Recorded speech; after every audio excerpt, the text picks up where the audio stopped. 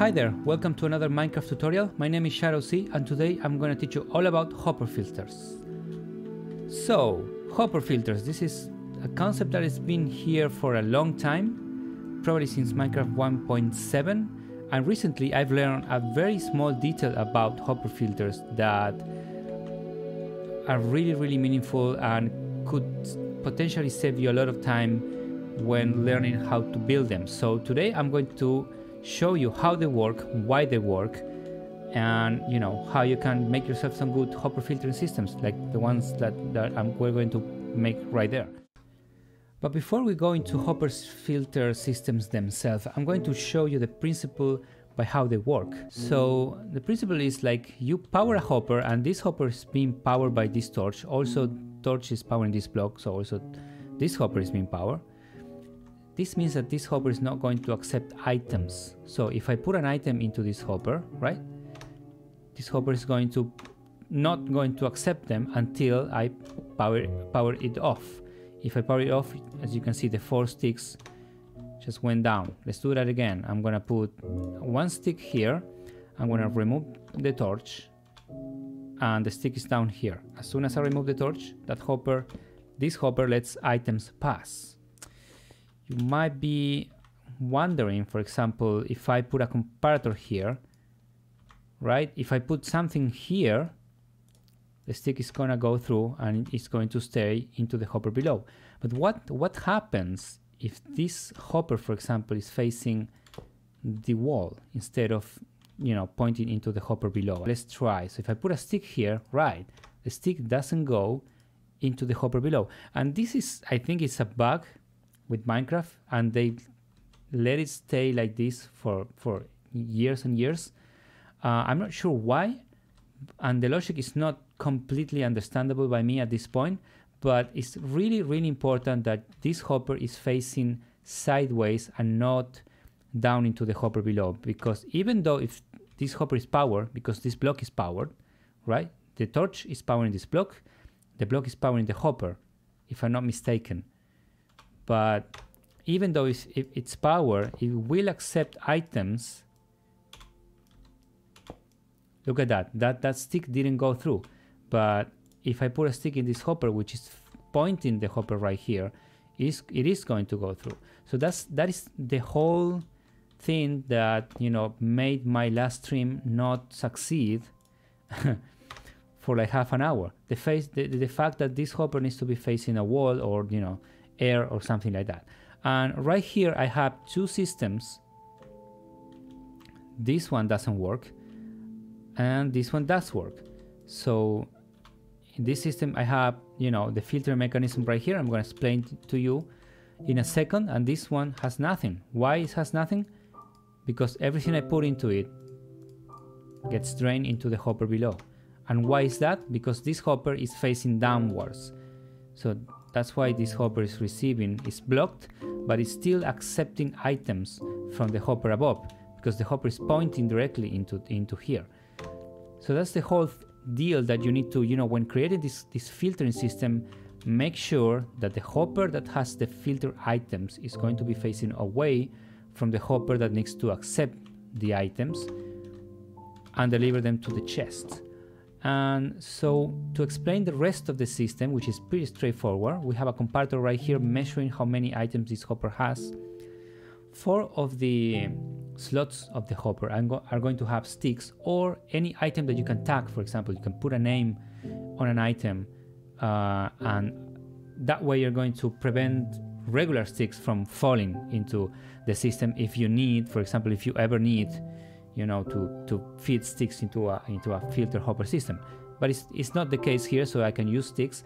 And then this is the amount of granite, polished granite in this case, that only going to accept. So this hopper is only going to accept polished granite because there's the only available slot, and it has to be the first slot. So 41 is the right amount to power these 2 redstone dust, except for this last one. If I put one other, so let's face that way so that we can see the redstone mechanism right there. Yeah, you can see right there the redstone dust and the repeater down below, and if I put just one more item, it's going to power. You didn't see that.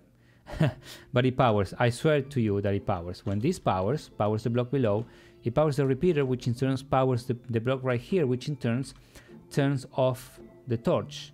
This block is going to be unpowered, and therefore this hopper is going to accept items, right? So that item flows through and then they get to the chest. So that's how basically hopper filters work. And to teach you how to build one, so for example, let's put a hopper here, one hopper here, and then let's say I build a wall here, hopper facing that way, really important, and a comparator, right? No, that's not a comparator. That's a comparator. Perfect.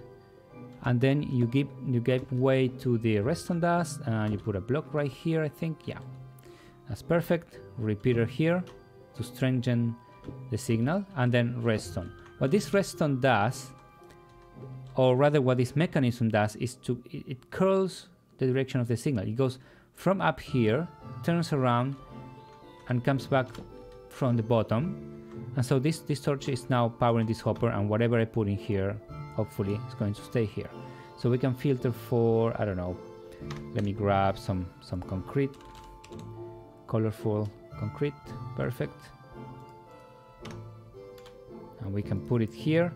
So concrete is gonna flow into this chest until there are 41 items here. If we wait, 46, 44, 41, and then it stops. That's perfect. So we have, sorry, a multiple hopper, filter system sort of working, except this one, which I'm going to remove. I'm going to disable by doing this. How you can then build this, for example, I can put a wall here and a set of hoppers facing sideways, right?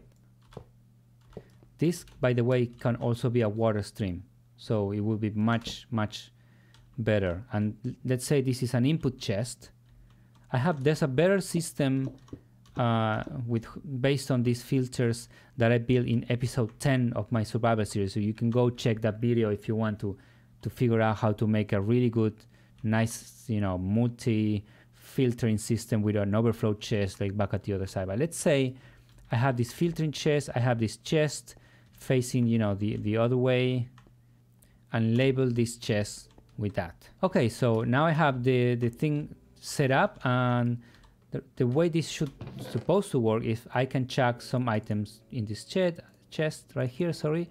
I can chuck some more items of the different kinds, and the filter is going to work automatically. It's going to filter, except for this redstone, which I manually put here.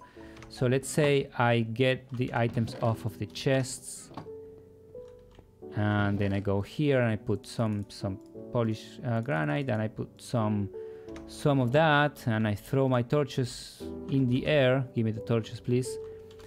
And so the filtering system is going to take care of automatically filtering all of the items through the system. And that's amazing, because you can build storage systems like this, and these are really easy to build. So next up, I'm going to show you how to build them in chunks.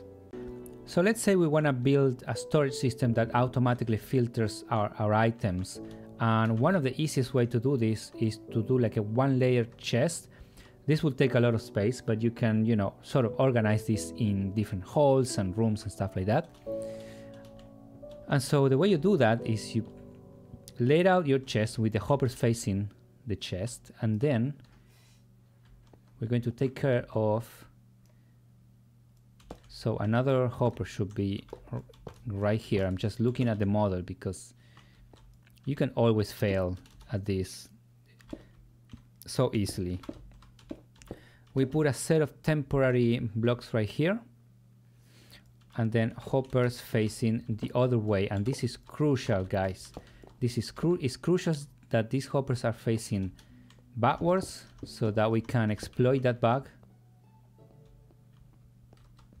I mean, at this point it's a feature, I'm sure. So we're gonna do, yeah, but this is going to be a bit inconvenient for us. So I'm going to remove this. I'm gonna put the bottom. See how this is much easier because now you have access to the torches right here. Usually you can go from below, you can dig down and place all of the torches right here. But now, you know, we're gonna do it this way because it's better.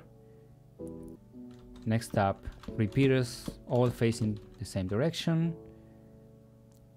And we're gonna build our T right here with blocks. Pretty straightforward. Gonna go this way. Perfect. And now from here I'm just gonna build the last row, which is also needed.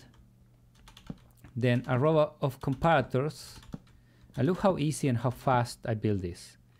And then you top this off with redstone, covering the entire surface here and not that one. And there you have it.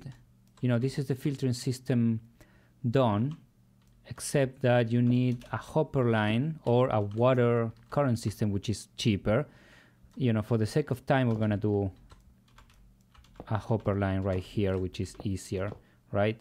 And then you can probably, if you are on a real world scenario, you can try and, oops, can try and put your input chest right there. And then of course an overflow chest is gonna be handy on the other side. But this will suffice. Let's say, let's put it that way. And then we can just, you know, take care of the filtering of all the different hoppers. Suppose that you can put just one item here and then, you know, the system is going to take care of how many items they need until the hopper activates and stuff like that. But I'm just, for the sake of testing this, and just putting anything here, topping it off with sticks. That's perfect. And let's put one, let's do one for redstone dust. And I'm just out of redstone dust. So you can put the labels out here, and as you can see, if I grab some stacks of concrete, for example, to test this, and I put my concrete here, that's gonna be going in real fast. And as you can see, the redstone here, one of the things that I wanted to show you, they don't interfere with each other. Even though, you know, they're next to each other, this redstone dust is not powering this redstone dust, whereas it is powering, I think, redstone dust right here. Yeah, as you can see, it's shifting on and off, on and off. This is going on and off, on and off. The torch is pretty much off, but what this is doing is letting this chest accepting the items that you need. And so, for example, I can put more stuff here. So, and now we're going to be processing that. And I think I had redstone dust, right? So if I get, you know, a stack of redstone dust, I don't know why you would do that in the real world, but anyways. Oh, because I put only 21 of them, that's why.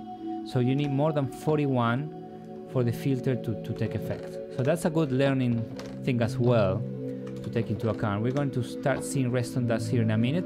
We put a stack, so we should see about 20 something of them.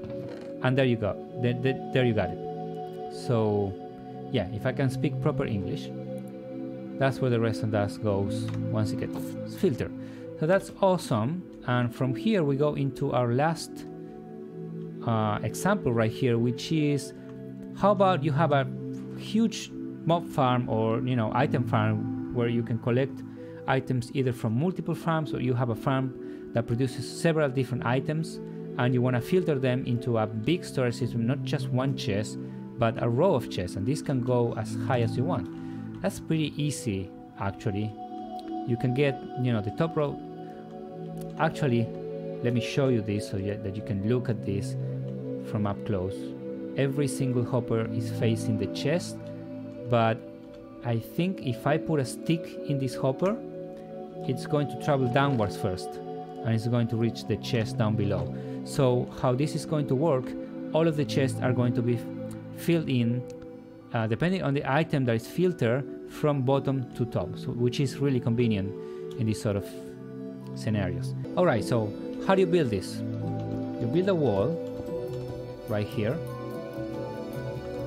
and then you work on the row of hoppers going up into that wall, right?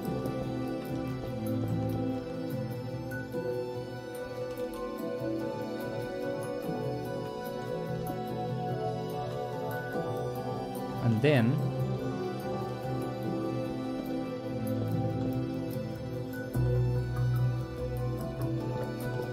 the line of hoppers that are going to feed the filters. I'm trying here real hard. Okay, so basically we're going to have a line of hoppers that feed items from the whatever farm we have. We just put a chest here for testing purposes. This is the row of filters which are facing away from the hopper below. And so basically, and there's an overflow chest that you can put right here if you want. And so basically you're going to take care of building this right this way. Then I need a block right here. If I'm not mistaken, I think I am not. Row of torches right here.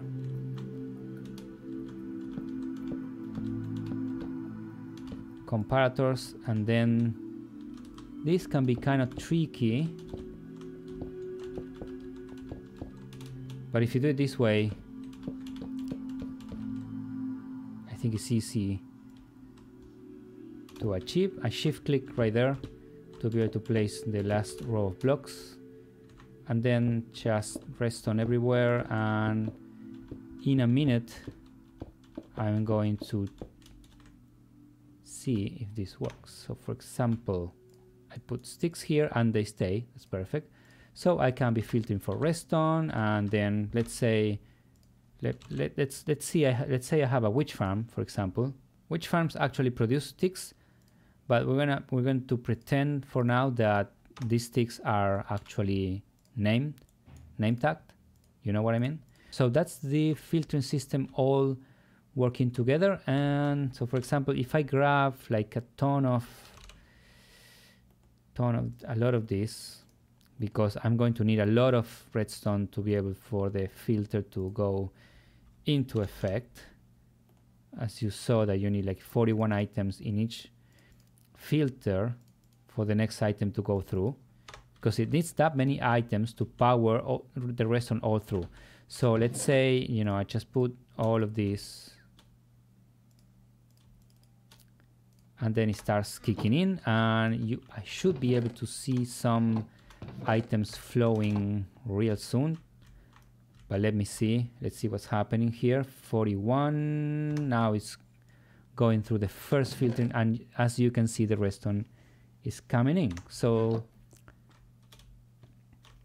that's a perfect example of the different systems that you can build, you know, with hopper-based filtering systems, and also how you can break it and how you can make it, and the principles, you know, the principles upon this is based. And the inventor of this, I'm not sure who he is.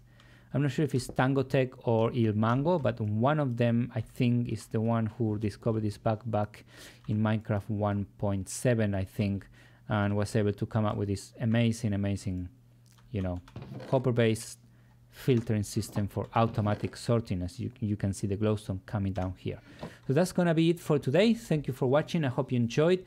If you did, leave a like and subscribe to my channel for some of my Minecraft tutorials, and you know, check out my Minecraft series in 1.13 survival and some Quake also playthroughs and stuff like that. And see you later. Bye bye.